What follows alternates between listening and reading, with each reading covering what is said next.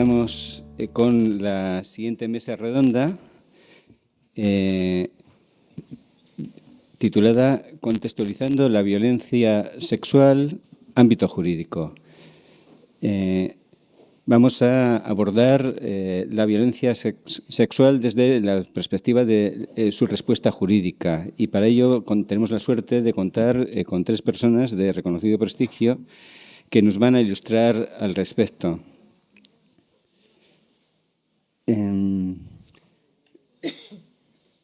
Tenemos...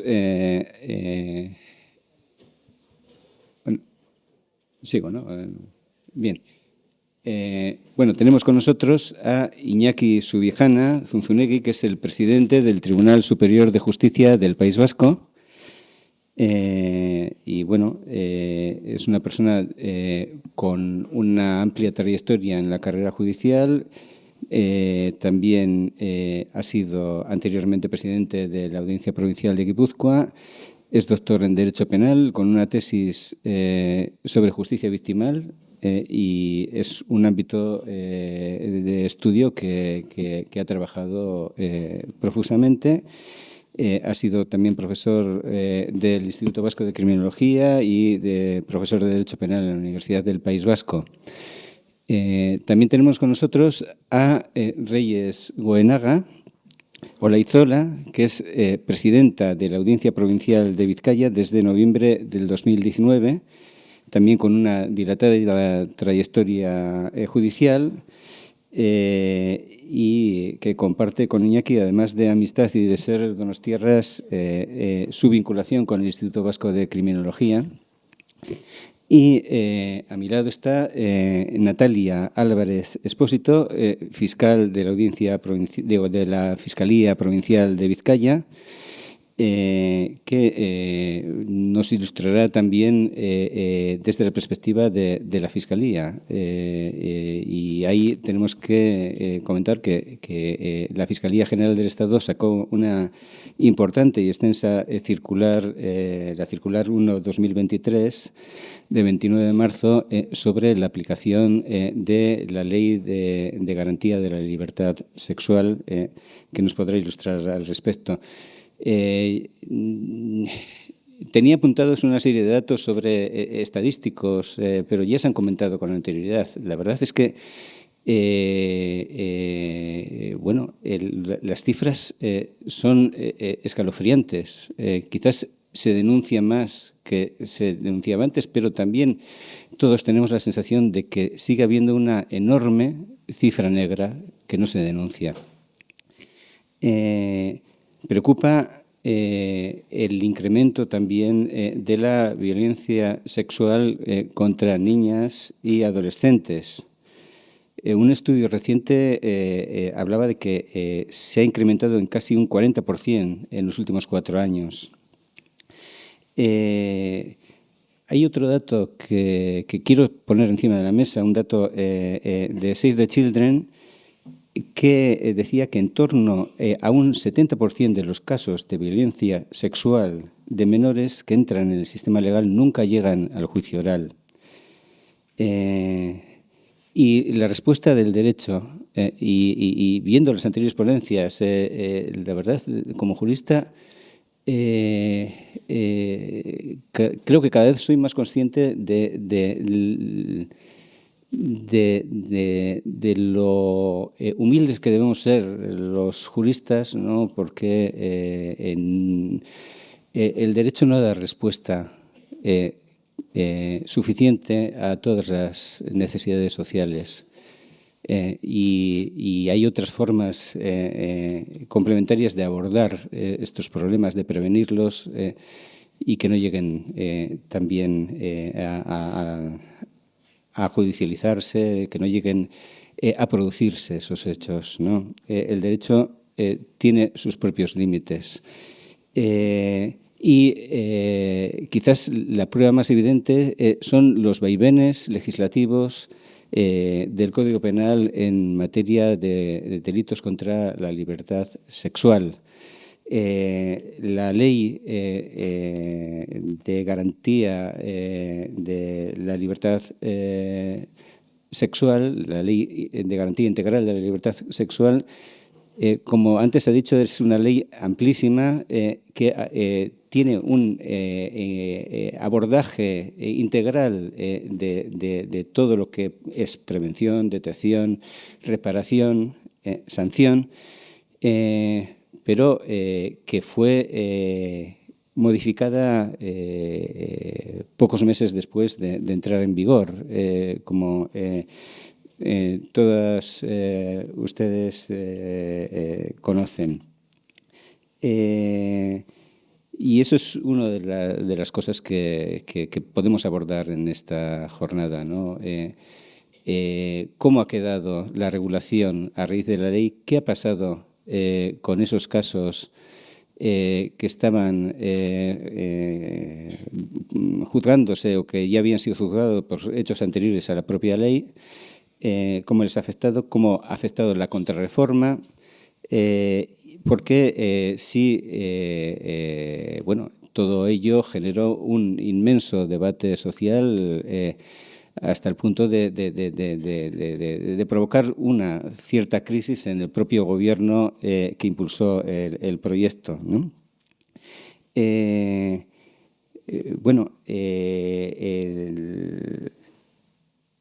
Según datos del Consejo General del Poder Judicial, la aplicación del principio de retroactividad de la ley penal más favorable supuso que más de 1.200 condenados vieran rebajado su castigo. De ellos, 121 penados vieron acelerar su excarcelación.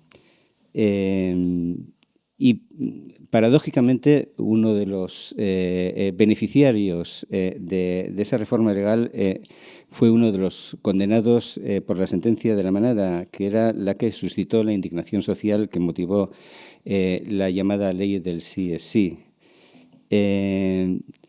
Bueno, de todo esto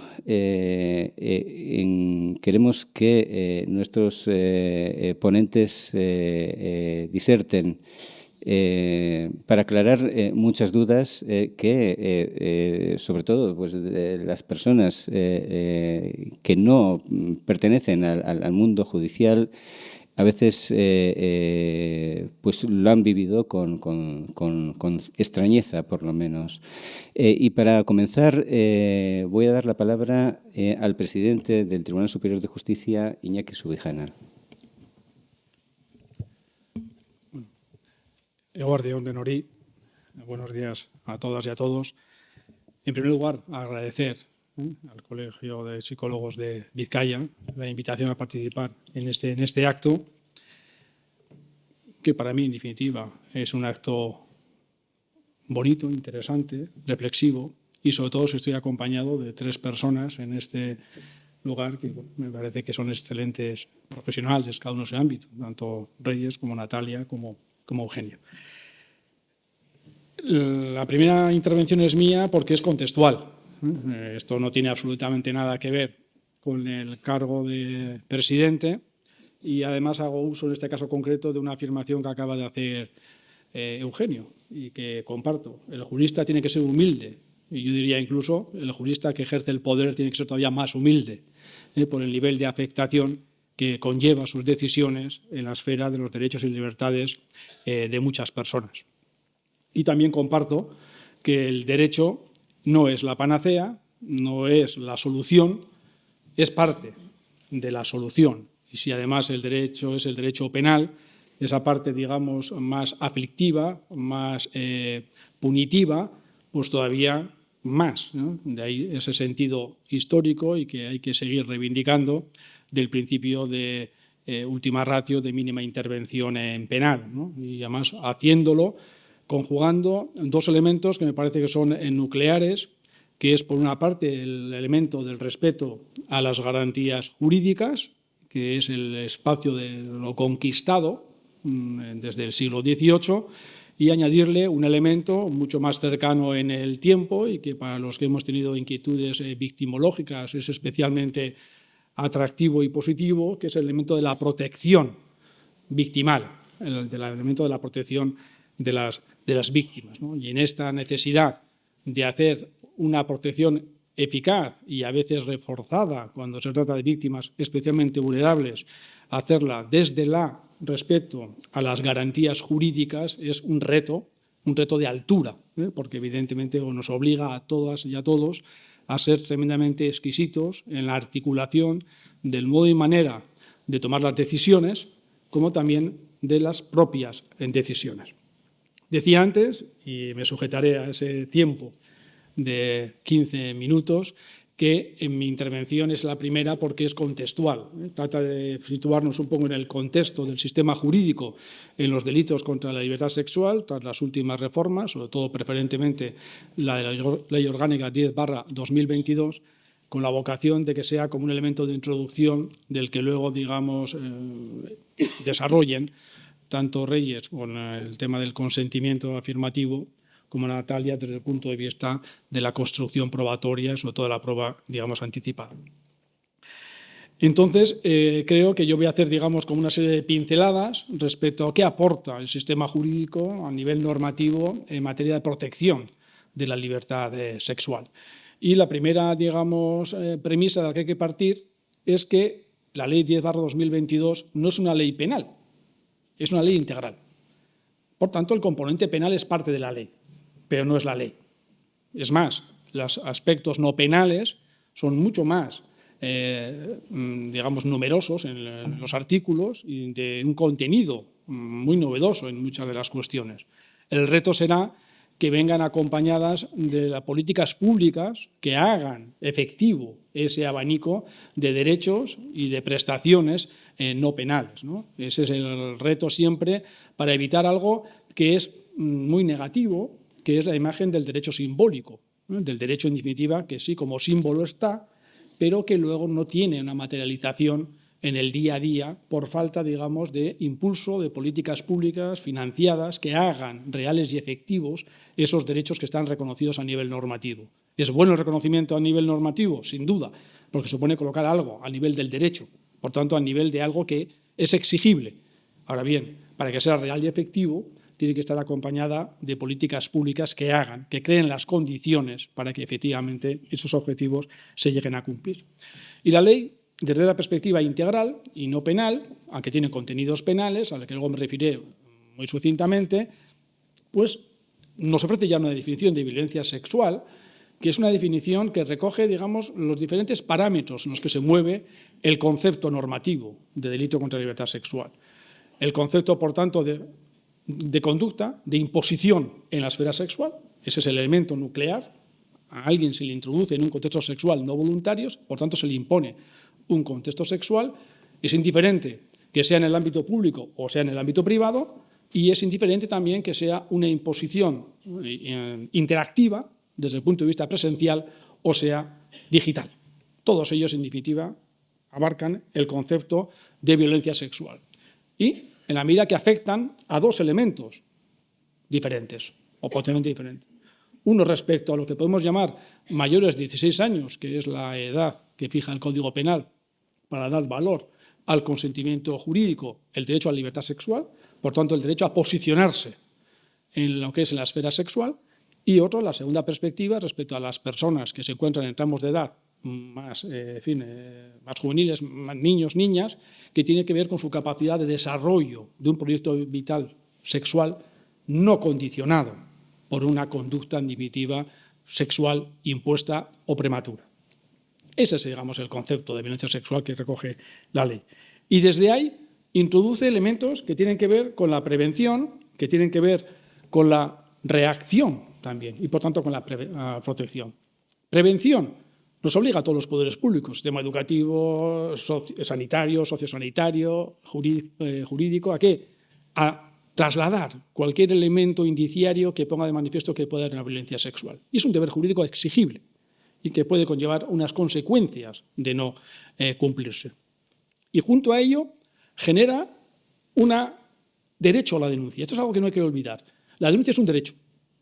Ya viene ya desde el Estatuto de la Víctima del 2015. Es un derecho de la víctima, no es una obligación ni un deber, es un derecho. Y es un derecho en el que hay que crear las condiciones para que se pueda ejercer libre y eficazmente.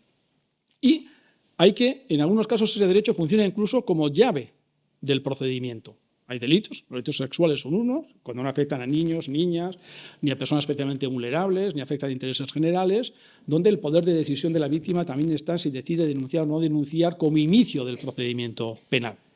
Y ese derecho hay que alimentarlo de elementos informativos, de elementos de asesoramiento jurídico, de elementos de apoyo emocional que posibiliten que alguien desde el nivel de conocimiento informado que se dice pueda denunciar.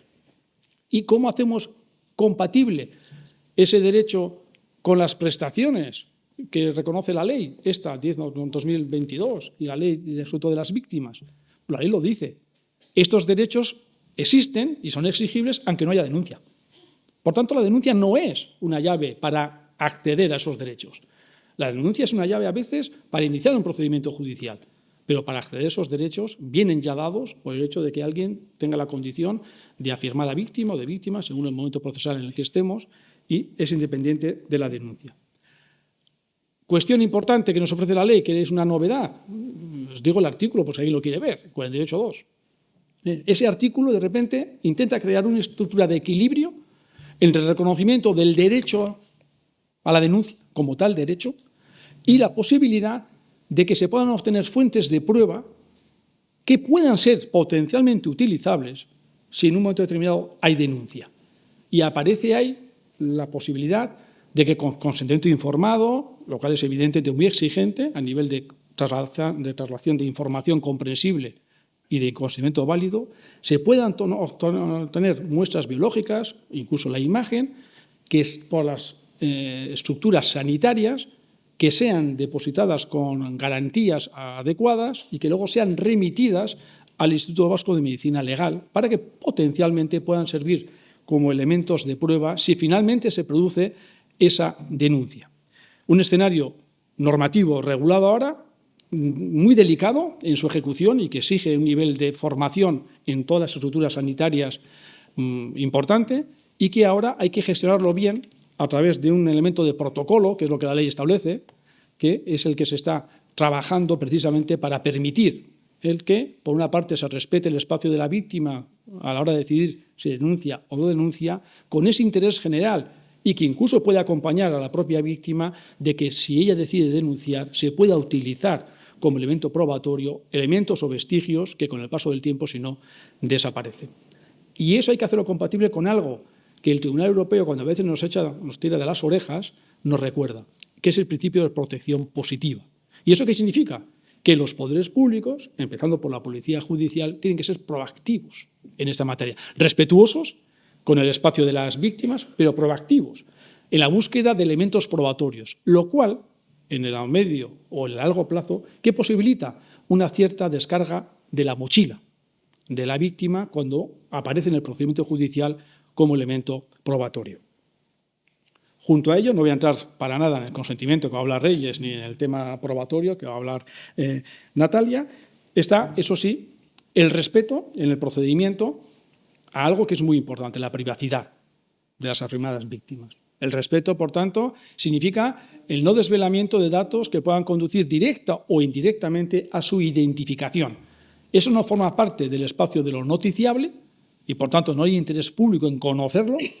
Lo noticiable puede ser el hecho con sus características, pero no la identidad de la víctima. Y ahí está la responsabilidad, por una parte, de los poderes públicos para establecer garantías que intenten evitar ese traslado informativo y la responsabilidad que también lo tienen o la tienen de los medios de comunicación y que cuando trasladan información a la ciudadanía lo hagan sabiendo que el interés público, que es el que alimenta su derecho a la libre información, tiene que ver con lo noticiable, y lo noticiable puede ser el hecho, pero nunca la identidad de la víctima.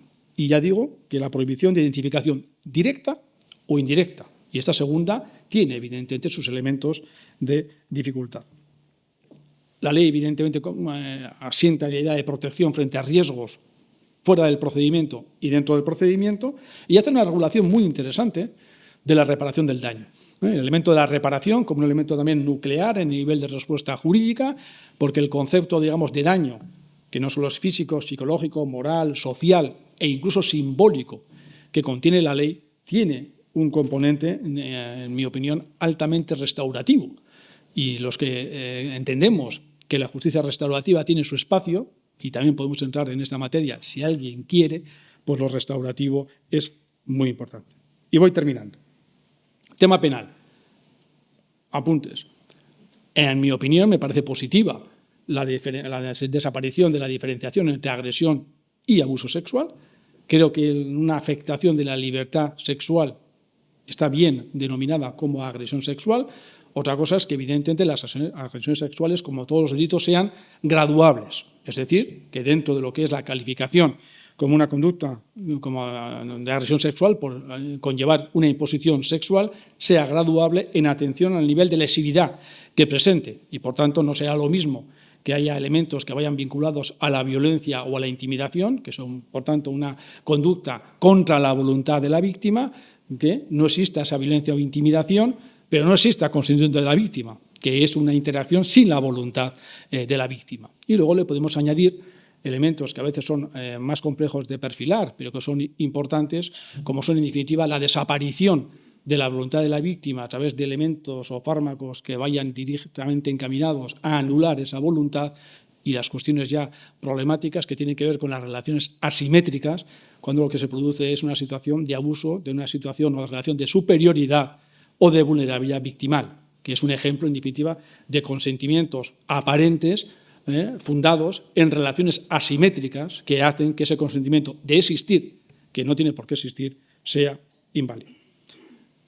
Y dejo la última nota, la perspectiva de género en los delitos sexuales, que ahora en la nueva regulación sigue anclada en el concepto del 2004, sigue anclada en las relaciones, digamos, de pareja o expareja, para simplificar el lenguaje, y que en los casos en los cuales se produzca un delito sexual en contextos que no sean estos, pues hay que buscar el anclaje cuando exista el agravante de género, la del 22.4. Es decir, ahora mismo podríamos decir hay un delito específico, por utilizar otro lenguaje que no sea tan técnico, que es víctimas sexuales cuando son pareja o expareja, y fuera de ese entorno la búsqueda de una protección reforzada a través del mayor desvalor por entender que hay una cosificación sexual desde una cultura patriarcal, ahí tendría que, en cierta manera, detener asidero, sería en el 22.4, y eso evidentemente exigiría otro tipo de reflexiones y otro tipo de consideraciones. Y ya, agotando, digamos, este tiempo de intervención, no me queda más que agradecer la atención y dejar nuevamente la palabra al moderador para que presente la siguiente intervención.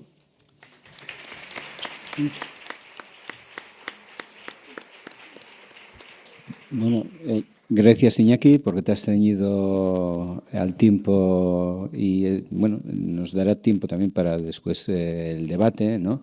Y cedo la palabra a Reyes, que nos va a hablar, va a enfocar su ponencia sobre el consentimiento. Muchas gracias. Bueno, lo primero quería agradecer yo también al Colegio de Psicología de Vizcaya y a la Universidad de Deusto porque hayan pensado en mí para contribuir a algo que dice el título de las ponencias, ¿no? Entender las violencias sexuales.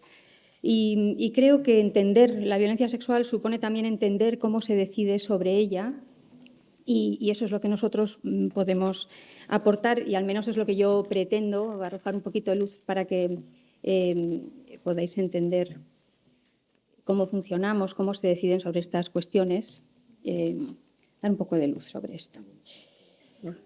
¿No se oye? No sé si. No sé si... ¿Ahora sí me oye mejor? Bueno, decía que quería contribuir a que se entienda la violencia sexual, entendiendo cómo se decide sobre ella, y por eso me he centrado en un tema que es, voy a decir, desde el punto de vista de la práctica, especialmente complicado que para nosotros, que es la valoración del consentimiento en los delitos contra la libertad sexual. Voy a hacer un planteamiento inicial de cómo está previsto, de la novedad que ha supuesto la Ley 10/22 en esta materia, que realmente es de conocimiento general, y luego me voy a centrar en qué repercusión práctica tiene todo eso para nosotros, si es que la tiene o si realmente no ha supuesto tanto cambio. De hecho, la Ley 10/22 de 6 de septiembre, ya se ha dicho, de garantía integral de la libertad sexual, contiene todo el contenido al que se ha referido Iñaki Subijana, pero es verdad que se conoce vulgarmente como la ley del solo sí es sí, es decir, se refiere al consentimiento. Y es esta cuestión del consentimiento es una de las dos elementos por el que ha sido conocida esta normativa. Una es, ya ha sido mencionada, la no diferenciación entre agresión y abuso sexual, y otra es precisamente esta definición del consentimiento en sentido afirmativo. Sin pretender aburrir a nadie, sí diré que lo que dice este texto es que es responsable de la agresión sexual el que realice cualquier acto que atente a la libertad sexual de otra persona sin su consentimiento. Muy bien. Pero luego, a continuación, añade, solo se entenderá que hay consentimiento cuando se haya manifestado libremente mediante actos que, en atención a las circunstancias del caso, expresen de manera clara la voluntad de la persona. Bien, la exposición de motivos de esta ley justifica esta mención a una definición expresa de consentimiento en sentido positivo o afirmativo por dos circunstancias. Primero, porque responde a las exigencias del Convenio de Estambul, que fue suscrito por España en el año 2014, y después dice para evitar la revictimización de la mujer. Y efectivamente, por ser lo más práctica posible, difícilmente con esta definición nueva del consentimiento se podrá preguntar a la mujer sobre si se resistió o si se opuso al acto sexual. Las preguntas en el procedimiento judicial deberían centrarse en el propio consentimiento, tanto al supuesto agresor como a la afirmada víctima. Hay que preguntarle sobre si consintió. Cambia, por tanto, la perspectiva, el punto de vista. Y esto genera o no genera tanta revictimización.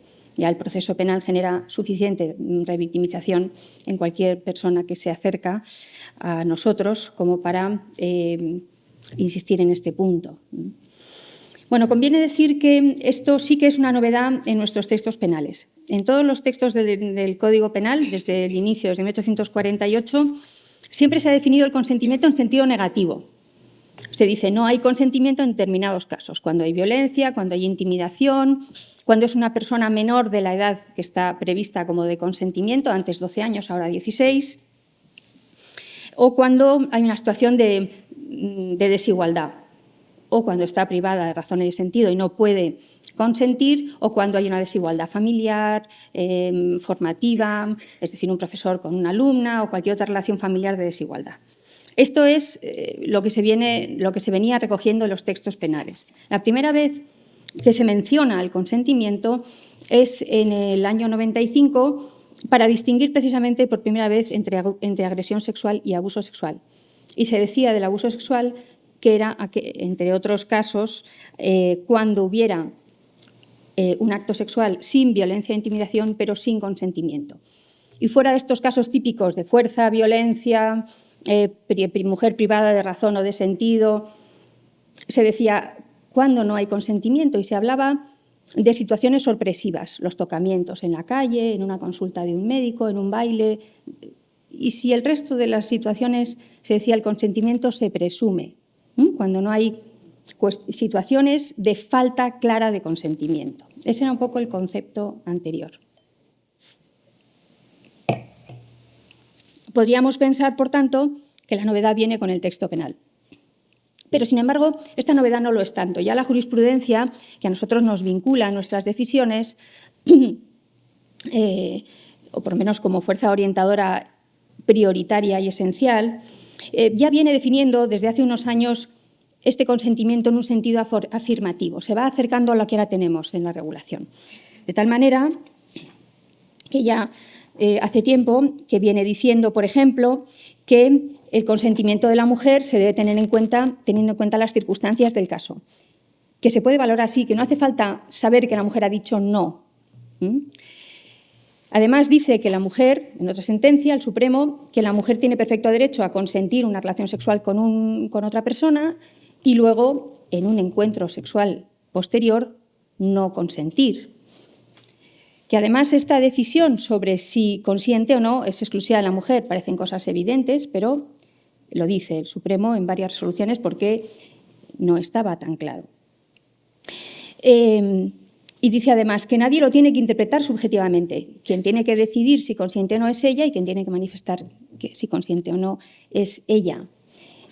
El varón o el agresor no puede interpretar subjetivamente lo que quería la mujer. Y si tiene cualquier duda, tiene que preguntar. Esto que estoy diciendo no lo digo yo, lo dice el Supremo. Lo viene diciendo el Supremo en sentencias recientes.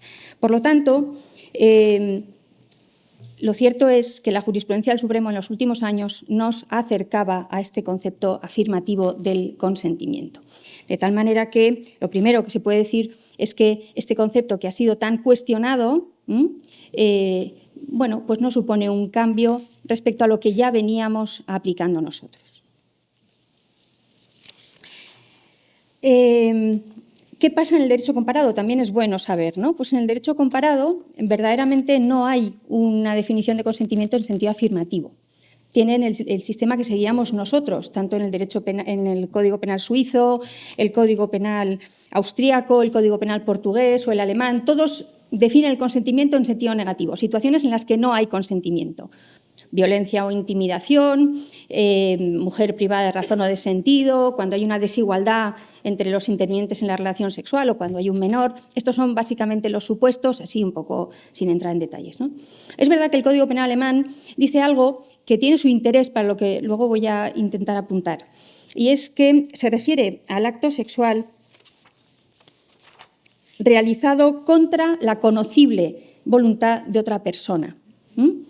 Es decir, ahí interviene dos personas, tiene que ser una voluntad conocible.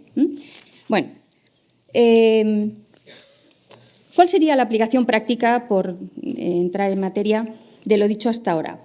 Nosotros bueno, yo no he dicho, pero pertenezco a un tribunal penal, quiero decir que en Vizcaya somos 3 tribunales penales y, bueno, pues lamentablemente vemos muchos asuntos de violencia sexual, los vemos con cierta frecuencia. En nuestra aplicación práctica, respecto a los delitos contra la libertad sexual, podríamos ver clara, vamos a poner comillas, la situación estaría más clara o nuestra decisión estaría más clara en aquellos supuestos en que se realicen actos sexuales donde se dan estos elementos que excluyen claramente el consentimiento. La violencia, por ejemplo, la intimidación sería más dudosa, no hace falta citar el caso de la manada, puede ser una intimidación directa o puede ser ambiental, que fue precisamente lo que dijo el Supremo en ese caso.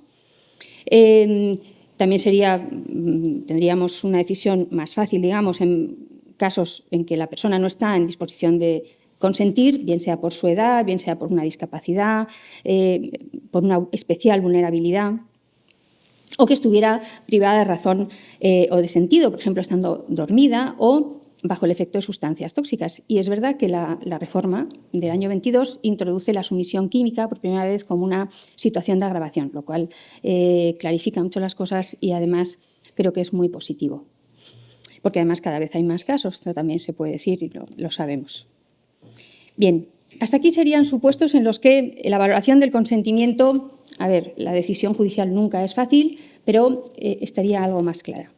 Yo quería apuntar a supuestos en los que la dificultad se incrementa y además supuestos que, por las relaciones sociales que existen cada vez, vemos en los juzgados con mayor frecuencia. Supuestos en los que se ha iniciado un contexto sexual o en los que ha habido actos sexuales previos y en un momento determinado la mujer decide no continuar o decide no realizar el acto sexual sin haberlo iniciado, pero en ese contexto sexual previo.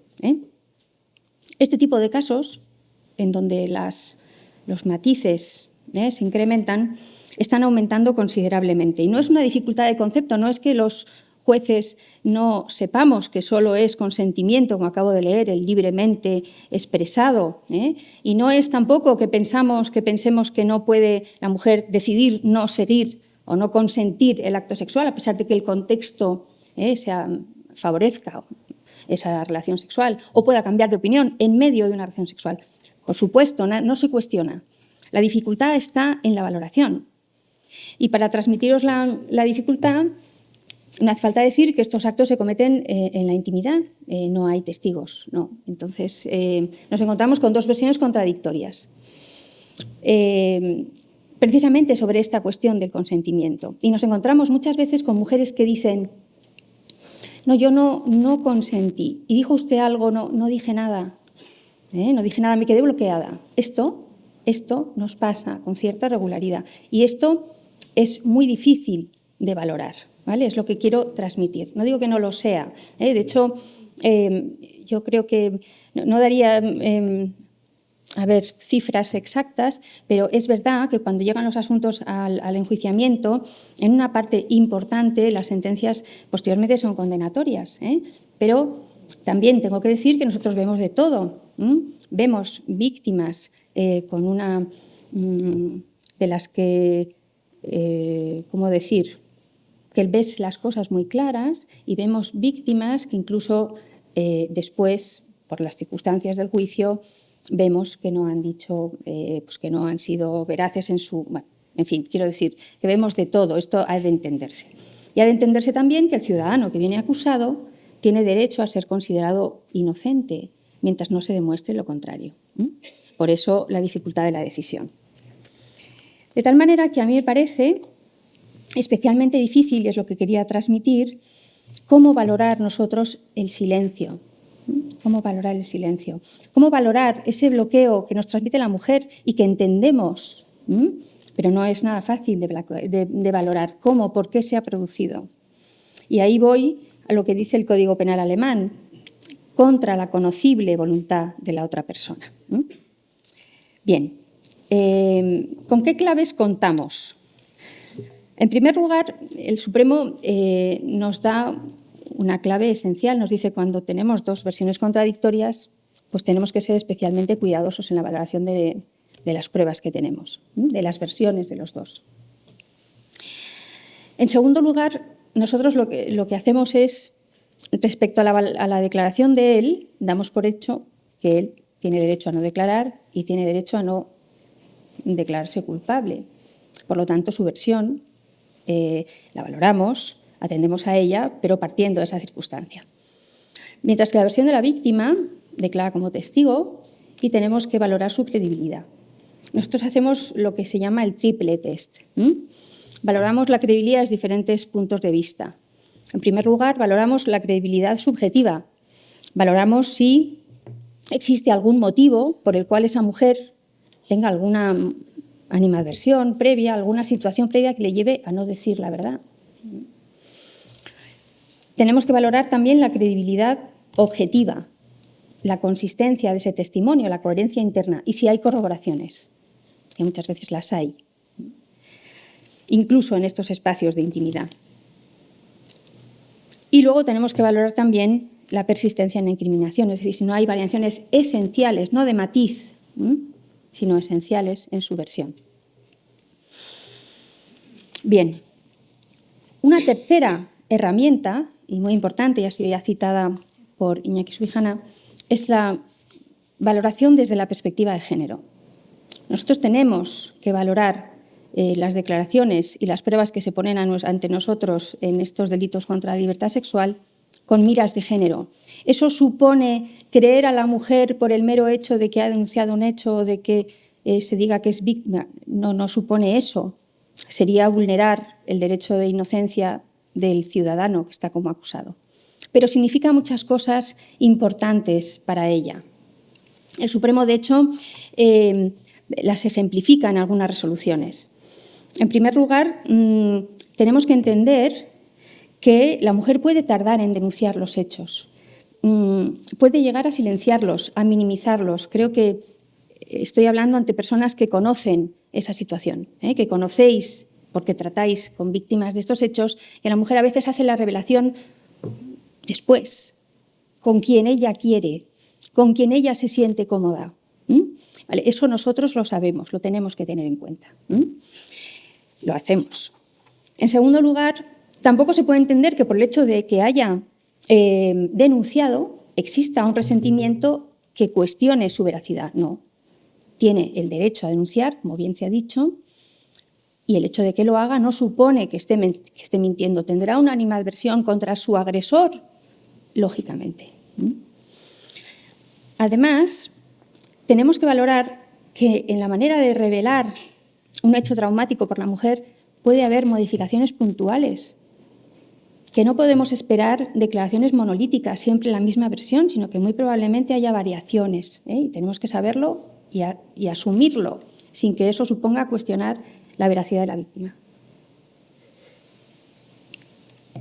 Y por último, tenemos que asumir y entender que lo hacemos, que no hay un protocolo de forma de reaccionar de una víctima de delito sexual, que puede haber víctimas diversas, que puede haber reacciones diversas y tenemos que atender a esa mujer en concreto, a las circunstancias de esa denuncia, a lo que ha pasado antes, después, durante y valorar ese caso en concreto y no permitir tampoco que nos afecte la valoración que hace el acusado de ese no ajustarse de la víctima a lo que se espera de una reacción de una víctima de delito sexual. Creo que me explico, ¿no? Bueno, pues esta sería una regla esencial, el juzgar con miras de género. Y la última regla, no puedo dejar de mencionarla porque también y fundamentalmente nos afecta como jueces, y es que aunque tengamos en cuenta todo esto, aunque valoremos incluso con perspectiva de género la declaración de la mujer, su intervención en el proceso, nos guía como jueces penales el decidir valorando la presunción de inocencia o respetando la presunción de inocencia y el principio indubio pro reo.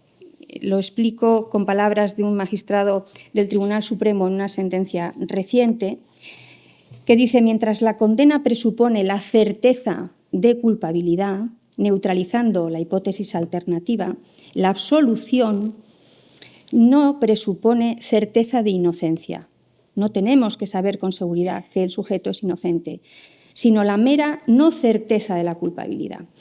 El hecho de que haya una hipótesis exculpatoria mínimamente verosímil nos debe llevar a dictar una sentencia absolutoria. Estas son las herramientas con las que nosotros tenemos que funcionar. Bueno, y hasta aquí porque quería simplemente trasladar la dificultad de valoración. No sé si lo he conseguido, pero y la dificultad de valoración especialmente en esos casos en los que no son supuestos claros de ausencia de consentimiento, sino que es un contexto sexual iniciado, un consentimiento previo. Y además creo, y esto no lo he dicho, que la ley no nos ha afectado especialmente, no supone, la dificultad no viene por cómo se define ahora el consentimiento, sino que son los propios cambios sociales, el tipo de relaciones que se producen, y que llegan, como todos los cambios sociales terminan llegando a los tribunales, son las que nos plantean la dificultad. En esa dificultad estamos. Bueno, no hay que caer en el desánimo, he dado las herramientas con las que decidimos, yo creo que decidimos en general con lógica y con sentido común, y espero haber contribuido a entender la violencia sexual, estando muy de acuerdo con lo que ha dicho Eugenio al principio de que el derecho no da la respuesta, es la sociedad la que debe cambiar antes. Muchas gracias a todos.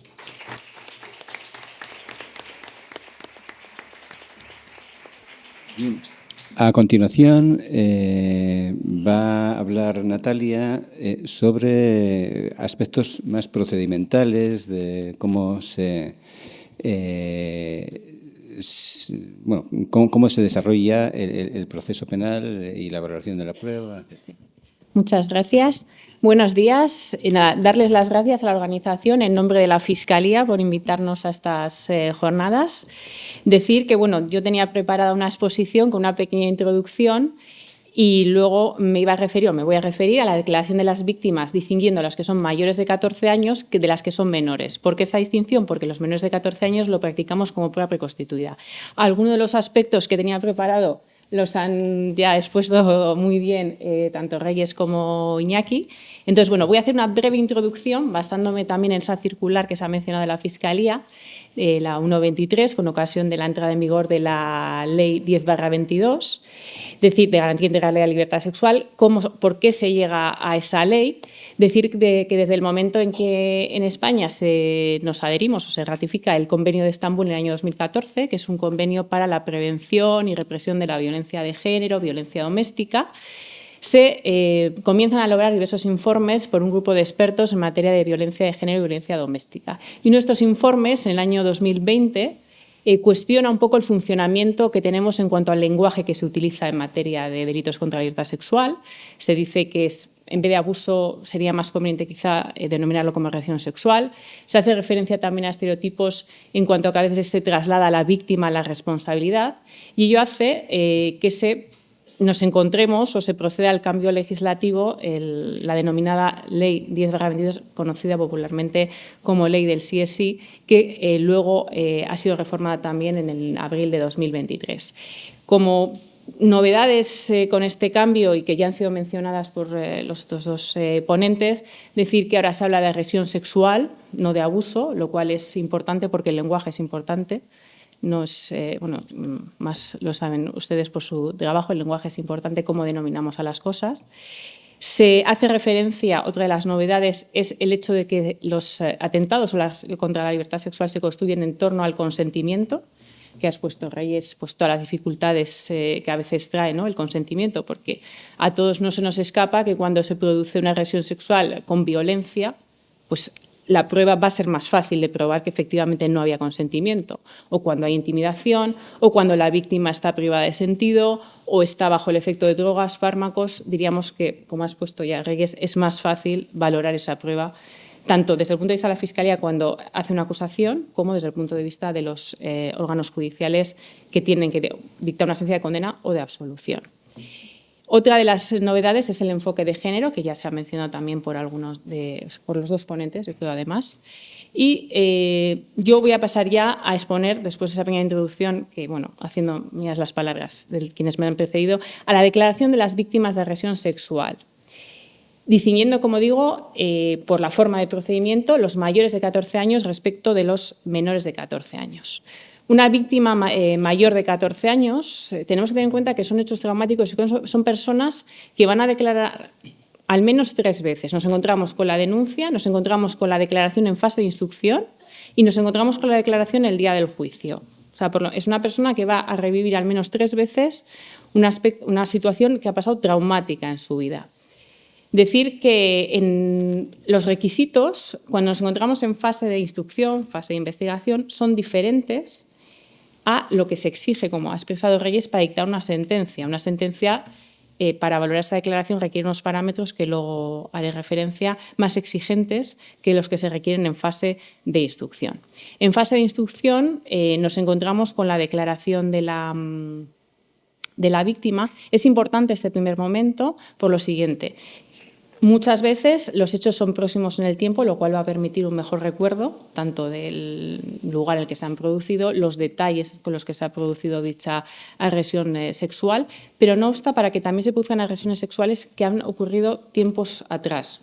O sea, que hay mucho tiempo entre que se denuncia y han ocurrido los hechos, pues porque a veces se han producido pues la víctima no estaba preparada en ese momento para denunciar y hay un lapso de tiempo amplio. Es importante esa primera declaración, porque garantiza también que no hay que olvidar el derecho de defensa y la presunción de inocencia de la persona denunciada. Tiene derecho a conocer cuáles son los hechos por los que se le denuncia, en qué ha consistido esa agresión sexual. Y es importante también porque en esta declaración que tenemos en fase de instrucción diríamos que es un filtro, si se me permite la expresión, para decidir si tiene los elementos suficientes, es decir, podemos hablar de una agresión sexual que no hay consentimiento o que se ha producido en circunstancias, como antes hemos dicho, que no hay consentimiento y que permiten que continuemos con el procedimiento o si procede el archivo. Por lo tanto, esa segunda declaración, si contamos con la denuncia, es importante en ese sentido, ¿no?, en el de fijar el filtro para decidir si se continúa o no se continúa. En el supuesto en que se decide porque la declaración de la víctima resulta consistente y decidimos que procede seguir adelante con el procedimiento y por parte, en este caso, de la acusación pública, Ministerio Fiscal, acusación particular, se formulase o se entiende que procede acusación, decir que ya nos situaríamos en el momento o en la siguiente declaración de esta persona que ha sido víctima de agresión sexual y nos encontraríamos ya ante el órgano judicial. Generalmente, no todos, pero todos estos juicios, muchos de ellos son conocidos ante la audiencia provincial, ante órganos colegiados. Aquí diríamos que, ya se ha dicho, yo creo que la única prueba en muchísimas ocasiones es únicamente la declaración de la víctima. No hay más.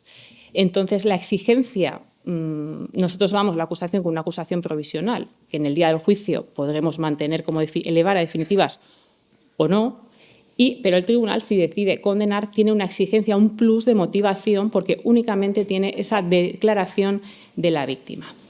Se exige, jurisprudencialmente se han fijado una serie de criterios que han sido también mencionados, lo que se conoce como el triple test. ¿Qué significa esto? Esto significa que la declaración que se hace de la víctima del día del juicio, cuando hay que valorar esa prueba, tanto cuando estamos allí preguntando las acusaciones, tiene que cumplir o se tienen que dar unos requisitos. El primero de ellos, ausencia de incredulidad subjetiva. ¿Qué significa esto? Esto significa que la víctima puede tener malas relaciones con su agresor, puede tener una enemistad, puede actuar por venganza, pero ello no excluye de por sí que ese testimonio pueda ser creíble. Y eso hay que valorarlo. El hecho de que esas personas hayan tenido, por ejemplo, una mala relación no excluye que el testimonio que esté dando en ese juicio esa persona pueda resultar creíble. Para ello, acudimos al siguiente elemento de lo que sería ese triple test, ¿no? El siguiente parámetro que se va a valorar, que son las verosimilitud. Que ese testimonio sea verosímil. ¿Cómo podemos valorar que es verosímil? Pues para ello atendemos a corroboraciones objetivas. ¿Qué son corroboraciones objetivas? Pues, por ejemplo, declaraciones de testigos, en este caso amigos, familiares, a los que la víctima ha podido contar lo que le sucedió. Eso el tribunal puede valorarlo como un elemento que corrobora, en este caso, lo que ha manifestado la víctima. Hay que tener en cuenta que estas personas víctimas de agresiones sexuales incluso pueden llegar a ocultar a sus personas próximas, familiares, incluso pueden llevar un moratón que ha sido objeto de esa agresión sexual y ocultarlo. Pues ese detalle, si viene a juicio y declara el familiar, el amigo, que dice, pues yo esos días vi cómo llevaba, puede ser una corroboración objetiva de lo que esa persona está declarando. Y el siguiente elemento que también se ha mencionado es la persistencia en la incriminación. ¿Qué significa persistencia en la incriminación? No significa que esa persona, o sea, la víctima, y perdón la expresión, se repita como un loro, ¿no? Pueden ser declaraciones formalmente diferentes en el proceso, porque también intervenimos diferentes personas preguntándoles y la forma de preguntar puede dar lugar a respuestas que formalmente sean diferentes, pero que el contenido esencial en cuanto a la agresión sexual, a la falta de consentimiento, a si se produjo violencia, el núcleo se mantenga y, por lo tanto, se pueda considerar que esa prueba es válida. Quiero hacer una mención especial, y esto hay una sentencia, el 19/19, 6 de marzo de 2019, que hace referencia a la forma en que la víctima de agresión sexual declara ante el tribunal. Y que es importante esas características de cómo declara esta víctima. La seguridad con la que declara ante el tribunal, la concreción, si da muchos datos, pocos datos, detalles, valorar que dé los esenciales, los que el Código Penal exige para que haya agresión sexual, que sea una persona o una declaración con claridad expositiva. El lenguaje gestual es muy importante para quien está en juicio, en este caso el tribunal o la acusación, para ver si decide mantener esa acusación como definitiva o no. La seriedad expositiva de la víctima, el hecho de que se aprecie o se puedan apreciar que concurre ciertas fábulas o tal, también puede ser valorado por el tribunal. Y también es importante el hecho de que la víctima se vea que da una declaración que no oculta, no solo cuenta lo que, vamos a decir, le favorece, entre comillas, sino que da un relato amplio de todo lo sucedido. Y aquí es donde sí me gustaría meter o introducir el tema de la revictimización. Hay que tener en cuenta también que para la persona que ha sido víctima de agresión sexual, la declaración el día del juicio pues, es dura. Y eso también se valora por el tribunal. Hay que tener en cuenta que la propia víctima a veces expresa ante el tribunal las dificultades que le supone recordar el día de los hechos y eso también supone una dificultad para el tribunal para valorar luego esa prueba. La propia víctima a veces manifiesta temor ante, evidente, al acusado o temor ante represalias o, no sé, cómo puede reaccionar la familia del acusado, ¿no? Son todo ello. También existe, o sea, produce, a veces nos encontramos en juicio que la víctima tiene deseo de terminar cuanto antes la declaración. Es un hecho traumático, entonces tú quieres pasar página, ¿no? Por decirlo también de manera... Y eso también, pues, es otro de las circunstancias que se pueden encontrar, ¿no?, cuando nos encontramos ante las declaraciones. Pasando ahora a las declaraciones, y quería hacer una especial referencia cuando las víctimas de agresión sexual son menores de 14 años. Ha existido siempre una preocupación por los menores de edad en cuanto a, pues, son vulnerables por su edad, obviamente, pues son menores de edad. Y por otro lado, también hay que tener en cuenta que en estos menores pueden revivir situaciones o la situación que les ha ocurrido de manera diferente, y no quiere decir que estén mintiendo, sino que probablemente obedezca a un proceso madurativo que ustedes saben mucho mejor que lo que podemos saber, en este caso yo. Decir que ello tiene que concordar con dos derechos que han hecho referencia, que es la presunción de inocencia y derecho de defensa del acusado. Entonces, aquí sí que ha habido una evolución en nuestra legislación. En el año 99 sí que se facultó para que de manera facultativa se pudiese hacer la declaración de los menores víctimas de agresión sexual sin confrontación visual. Posteriormente, en el año 2006, se establece no como potestativo, sino como obligado, que estas personas no haya confrontación visual con el acusado. Y la jurisprudencia del Tribunal Supremo en un primer momento mantenía la necesidad de que acudiese a juicio, pero lo cierto es que a través de sentencias del Constitucional, Tribunal Europeo de Derechos Humanos, en concreto hay una sentencia constitucional en el año 2011, 274-11, que reconoce la posibilidad de que los menores declarasen en fase de instrucción y se realizase como prueba, pero hay que hacerlo con unas garantías de cara también al denunciado. Y es la situación en la que nos encontramos actualmente. La Ley de Protección Integral en el año 2021, de protección de la infancia y la juventud, estableció en la Ley de Enjuiciamiento Criminal que las declaraciones de los menores víctimas de agresión sexual se practicasen como prueba preconstituida. Aquí, nosotros en Vizcaya, las realizamos, prácticamente la mayoría se realizan a través del equipo psicosocial. Eso significa lo siguiente, significa que la prueba se practica en fase de instrucción. En la mecánica son dos salas. En una de las salas está el psicólogo con el menor y en la otra de las salas está el magistrado, están los letrados, la acusación particular, está el acusado y está el Ministerio Fiscal. Las preguntas las hace el psicólogo, no hay confrontación, el menor no ve a los jueces, ni al fiscal, ni al acusado, y se realiza de manera que el psicólogo realiza las preguntas, una vez que tiene conocimiento de las actuaciones, y si alguna de las partes, bien letrado de la defensa, bien Ministerio Fiscal, bien el propio juez quiere realizar alguna pregunta, se realizan a través del psicólogo. Y así se configura la prueba preconstituida. ¿Qué significa eso? Que el día del juicio el menor no va a acudir ya a juicio. Lo que se hace es reproducir esa grabación y se evita una revictimización para personas, en este caso, que son pues menores de edad, y así se ha considerado más adecuado y no se ve vulnerado en ningún caso pues la práctica de la prueba conforme a los principios de publicidad, contradicción, oralidad y mediación, etcétera. Esto sería por mi parte lo que quería aportar, porque otras cosas ya están dichas todas por quienes me han precedido. Entonces, nada, acabando, Reyes ha empezado por entender y atender, y yo acabo diciendo pues, que nuestro objetivo sería entender y atender las violencias sexuales, las agresiones sexuales en nuestro trabajo diario, que a veces no es fácil. Quería hacer una pincelada en cuanto a la valoración de la prueba o que se den todos los elementos. Muchísimas gracias.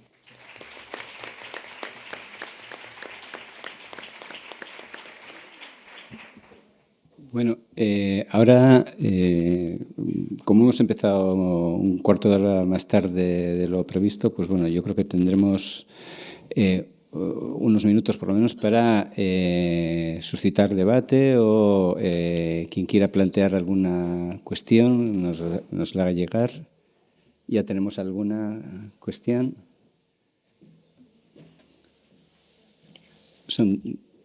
Vale. Bueno,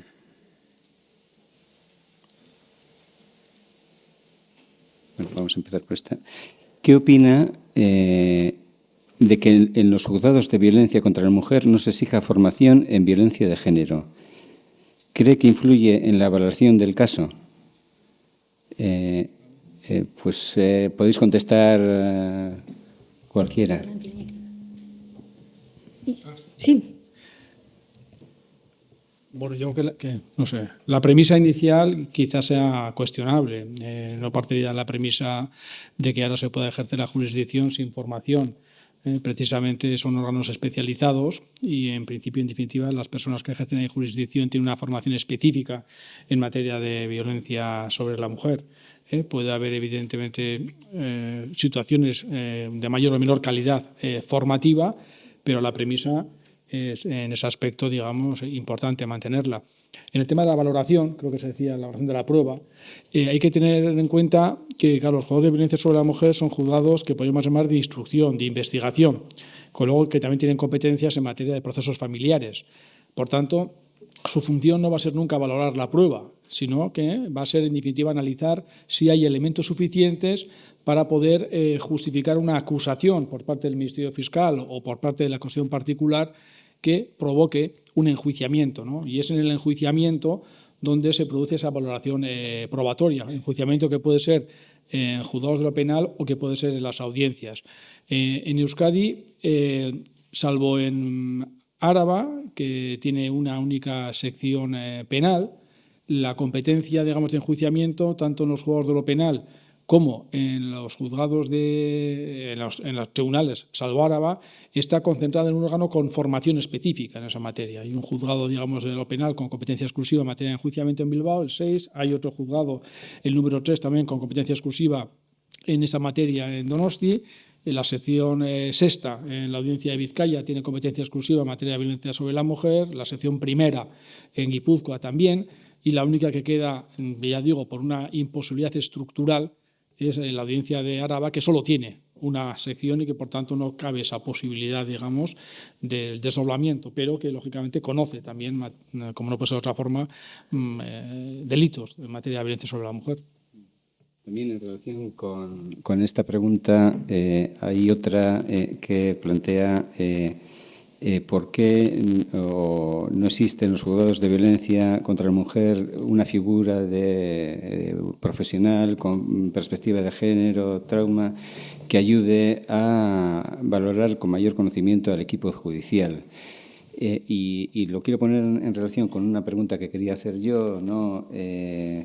La disposición final 20ª de la Ley de Garantía de la Libertad Sexual contemplaba que en el plazo de 12 meses ya han concluido, ¿no? Se procediese a una modificación de la Ley Orgánica del Poder Judicial para, la verdad, la redacción final no es tan clara como las iniciales del proyecto, pero bueno, habla de especialización en violencia sexual de la Fiscalía y los jueces que sirvan o pretendan servir en juzgados de violencia sobre la mujer, así como los equipos técnicos de los juzgados de violencia sobre la mujer, ¿no?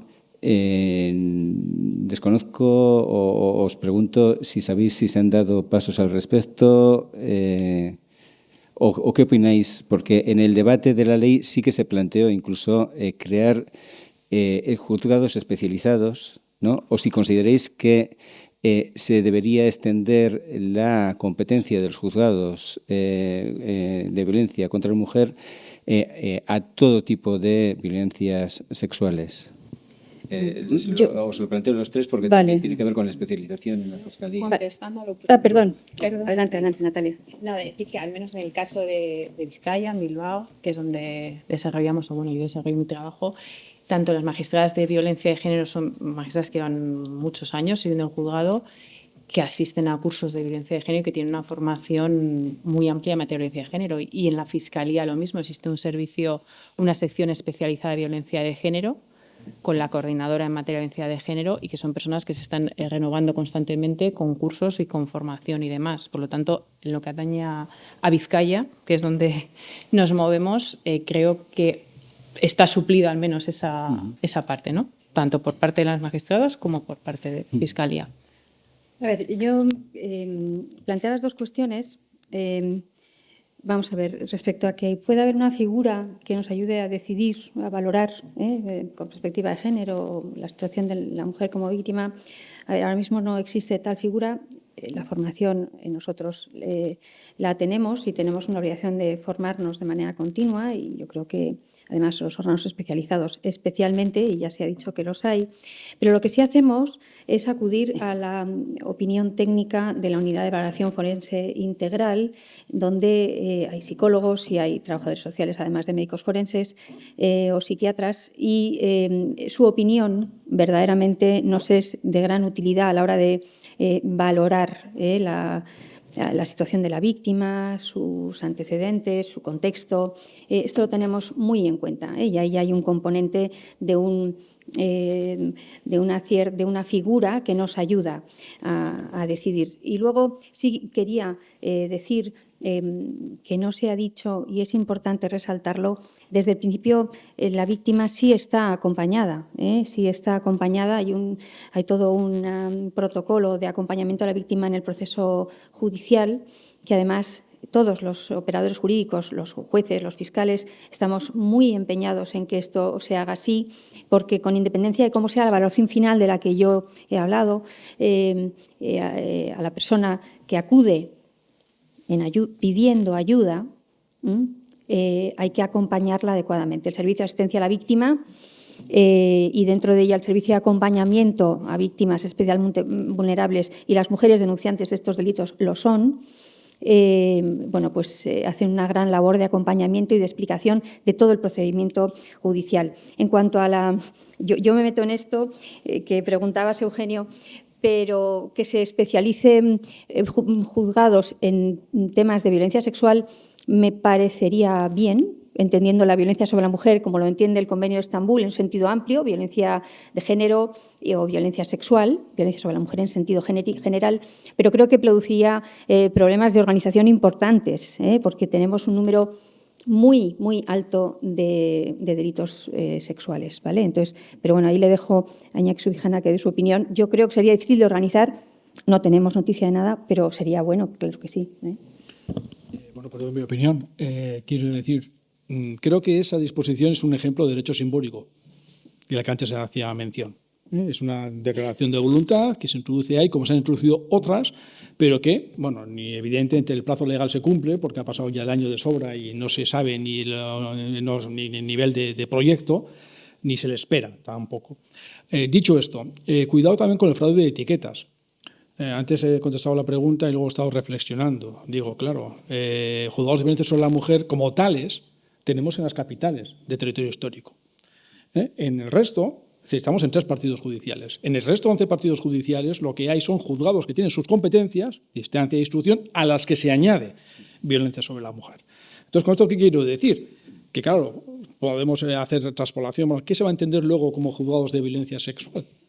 ¿Va a ser de repente juzgados especializados con toda la estructura de apoyo en las capitales de territorio histórico? Y en el resto de los partidos judiciales van a ser juzgados los que hay con otra etiqueta más añadida y sin esa estructura de apoyo como tienen en las capitales. Esto es lo que antes decía del tema de la política pública. Y precisamente, eso también tengo que decir que en Euskadi la política pública en esta materia está, digamos, por delante de otras zonas del Estado, ¿no? Y tenemos, en definitiva, unas estructuras de instalaciones de juego de violencia sobre el de Bilbao, hasta ahora, que ahora se va a inaugurar, esos programas de acompañamiento, Surekin y otros también que hay en estructuras sociales de diputaciones locales, bueno, que evidentemente programas de prueba anticipada, incluso algunos pensados fuera del ámbito estrictamente judicial, bueno, que son valiosos y valorables, ¿no? Pero cuidado en definitiva al final, con que todo consista en poner un nombre, una etiqueta a una estructura que ya existe y que no venga acompañada de esos elementos. Y la mujer y el hombre, en este caso la mujer como víctima de violencia de género, tienen los mismos derechos en Bilbao que también evidentemente en Bergara, en Azpeitia, en Azkoitia y cualquier otra localidad, ¿no? Y entonces esto hay que, o hacemos una cosa coherente y evidentemente con una estructura coherente para todas la comunidad autónoma, o si no lo que podemos incurrir en definitiva es en volver a decir lo mismo con un cambio de cartel, al que se añade un elemento, y apoyo, digamos, los equipos esos, digamos, transdisciplinares, estoy de acuerdo con todo lo que se ha dicho, y añadiría una cosa, vamos a ver si metemos victimólogos y victimólogas en toda esa estructura, porque no están. Y esto es algo muy curioso, como criminólogos y criminólogas, es muy curioso. Durante muchos años se ha reivindicado una necesidad de formación incluso universitaria, y cuando la tenemos, ¿dónde están que no se les ve? Porque no, yo por lo menos los intento buscar, no los encuentro. Tenemos otra pregunta que dice, poniendo el foco en el agresor, ¿se valora la relación de la víctima, del entorno, de sus amistades? ¿Por qué no se valora la masculinidad hegemónica de ese hombre, sus estereotipos de género, sus prejuicios? Es una pregunta complicada de responder en poco tiempo, ¿no? Creo que eso tiene que ver, en mi opinión, con la estructura del juicio adversarial.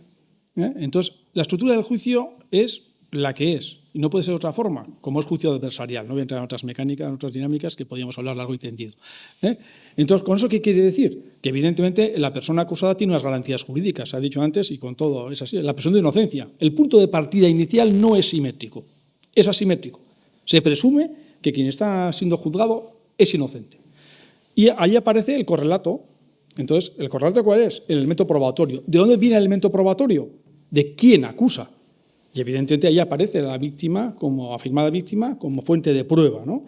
Decía antes, un elemento importante sería descargar en la medida de lo posible la mochila probatoria con elementos de prueba de contextos, de entornos, eso que se llama corroboración.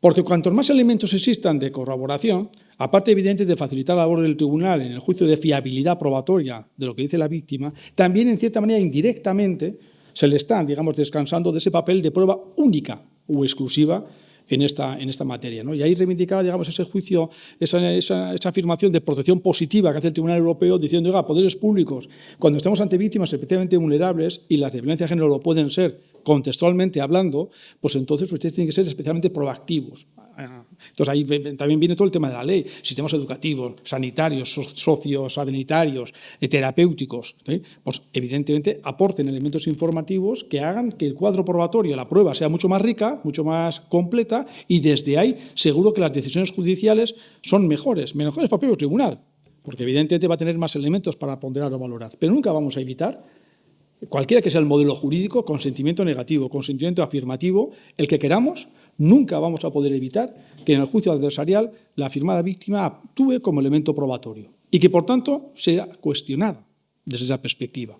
Porque lo que se trata, en cierta manera, es, por parte de toda la estructura, de que se ponga en tela de juicio lo que va a ser prueba de cargo. Y eso no lo tiene la persona acusada, sea hombre o sea mujer. No tiene esa carga probatoria. ¿Alguien que dice? No, estoy de acuerdo. Sí, estoy de acuerdo. Y también apuntaría algo que también ha salido, creo que lo hemos dicho ya, la manera en que los hombres entienden las relaciones sexuales a veces, y a veces si lo percibimos, ¿no?, tiene mucho que ver con lo educativo, mucho que ver con lo educativo. Entonces ahí los jueces difícilmente podemos entrar, pero no quiere decir que no valoremos y no escuchemos y no sepamos quién tenemos delante. Sí, sí lo sabemos, sí lo vemos, pero bueno, prevalecen las reglas que acabo de decir y que acaba de explicar Iñaki también. Bien, yo quería hacer dos últimas preguntas. Me imagino que ya no tenemos más tiempo, pero dos preguntas. Tiene muchas. Sí. ¿Tienes más preguntas? Bueno, pues pasa. Yo, bueno, mientras me traen, hay dos cosas que quería plantear. Una, especialmente a Natalia, porque tenemos un montón. No sé si vamos a poder todas. Igual. No he entendido nada. Bien, una de las preguntas era, especialmente a Natalia, porque lo ha puesto de manifiesto, ¿no?, el tema de la prueba preconstituida en menores, ¿no?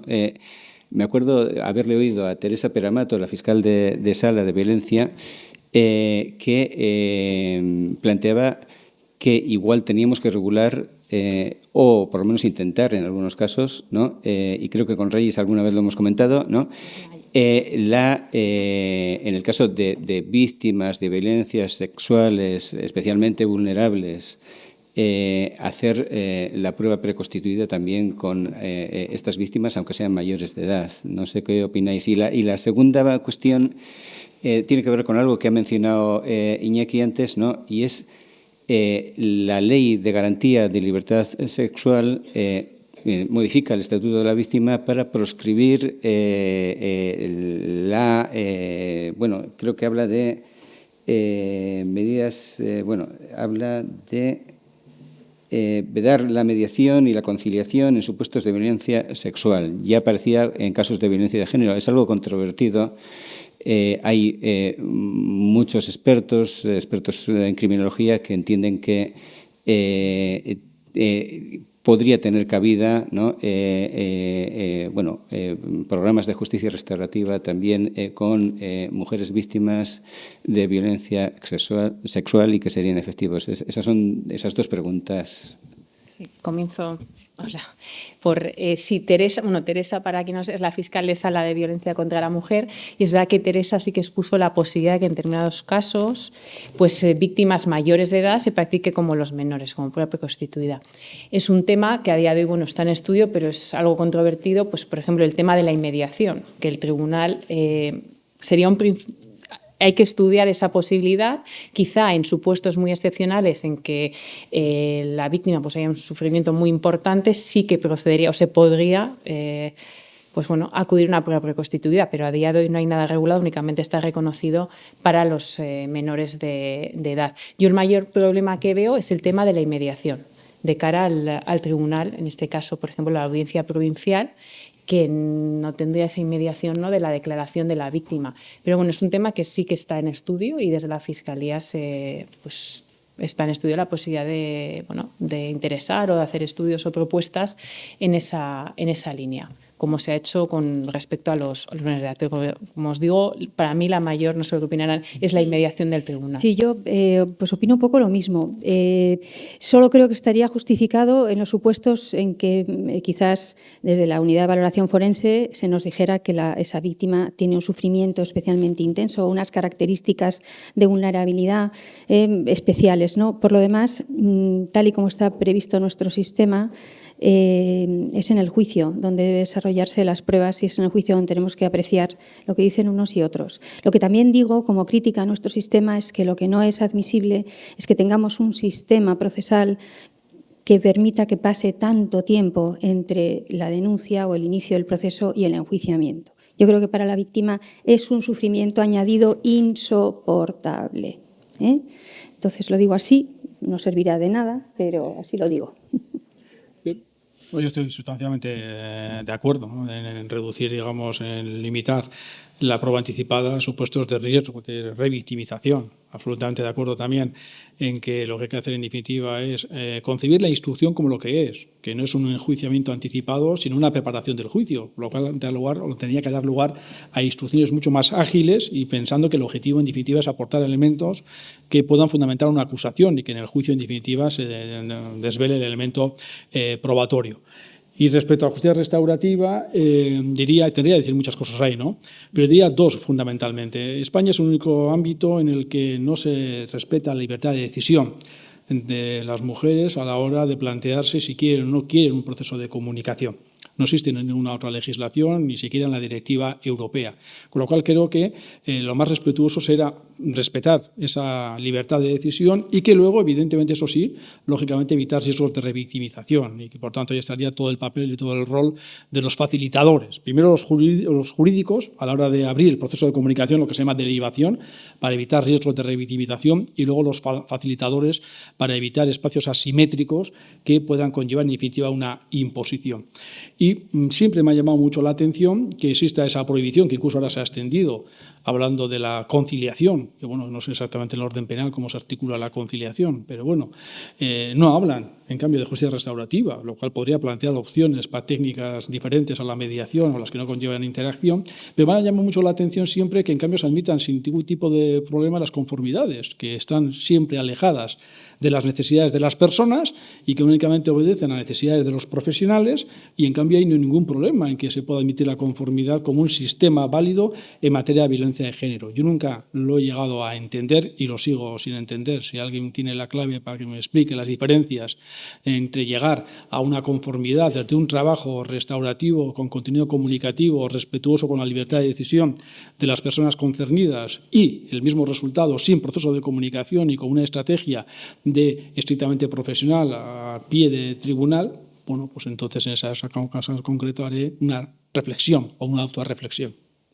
Yo creo que hay un afán de sobreproteger a la víctima sin dejarle decidir, creo que es muy incorrecto. Y la conformidad se explica porque se excluye a la víctima por completo, que es lo que más daño le puede hacer. Bien, bueno, ya Sí. por cortesía, Sí. aunque ya estamos fuera de tiempo, voy a leer las dos últimas preguntas. Perdón. La- Voy a leer las dos últimas preguntas. Una es casi un comentario, ¿no? Cuando hablábamos del triple text, ¿no? Hablábamos de la credibilidad objetiva, ¿no? Y comenta una persona que dice: la credibilidad objetiva necesita un discurso coherente, y sabemos por la teoría del trauma que las estructuras cerebrales que ejecutan esta función se apagan, entre comillas, cuando hay experiencias traumáticas, dando prioridad a las estructuras de supervivencia como no sé lo que pone, amígdala, no sé. Con lo cual la memoria de los hechos puede ser afectada. Y la otra pregunta habla de, bueno, es una pregunta que dice: en denuncias sexuales, ¿cuántas son culpatorias? ¿Cuántas ¿Cuántas acaban son en de condena? condena? Yo no tengo el dato ahora, pero un porcentaje alto, diría. Sí, yo creo que ronda igual el 80%, 70-80% probablemente sean de condena, porque hay que pensar que para cuando el proceso este tan largo al que me refería llega al enjuiciamiento, ha pasado varios filtros, ¿no? Entonces, hay muchos casos de condena, un porcentaje muy alto. Y respecto a la credibilidad objetiva, no, nosotros sí, a ver, lo que no somos es psicólogos, ¿no? Pero sí tenemos, como he dicho antes, el apoyo de la unidad de valoración y sí solemos tratar de esas cosas. Desde luego ellos los tratan en sus informes. ¿Cómo está esa víctima? ¿Qué capacidad de recuerdo tiene? ¿Cómo le ha afectado el trauma? Sí, lo atendemos con mucho interés y solemos valorarlo, claro. Yo, respecto a esta última cuestión, y brevemente, creo que pone en valor las jornadas. Precisamente la perspectiva transdisciplinar es la que permite, en definitiva, la mayor calidad de decisión, ¿no? Entonces, la decisión final la tiene el juez del tribunal, sin duda. Para llegar a esa decisión puede haber aportes, y tiene que haber aportes no jurídicos que provengan de las ciencias de la conducta, de las ciencias sociales, que pongan de manifiesto elementos que el juez del tribunal tenga que tener en cuenta en su juicio de ponderación. Creo que es, por eso decía que estas jornadas, con esa perspectiva transdisciplinar, es un escenario muy útil para escucharnos y desde ahí, en definitiva, saber que el nivel de respuesta va a ser siempre más rico si estamos todos juntos y juntas, y por tanto todas las piezas del puzzle están unidas, que si se produce una desgregación. Y ahí también el esfuerzo nuestro, y que lo hacemos y a veces no llegamos, de saber, la justicia no está en el mundo divino, está en el mundo terreno, y por tanto la justicia está conectada a la sociedad y está conectada al resto de elementos profesionales. Sí, yo totalmente de acuerdo. Añadir que efectivamente es un camino en el que hay que ir juntos y que, de hecho, respecto a los menores, sí que se suelen solicitar, hablo de Vizcaya, de Bilbao, informes de credibilidad, y se solicitan a la unidad de valoración forense acerca de la credibilidad que pueden tener los menores, porque es verdad que valorar el testimonio de un menor a veces es difícil, y es un complemento, como ha dicho Iñaki, al trabajo luego de jueces, fiscales y demás, aunque la decisión, obviamente, de acusar o dictar sentencia la tenga el tribunal. Bien, pues yo creo que ya los tres ponentes, con sus últimas palabras, han dictado el broche más oportuno para cerrar esta mesa. Y bueno, y daros las gracias por habernos seguido tan atentamente. Gracias.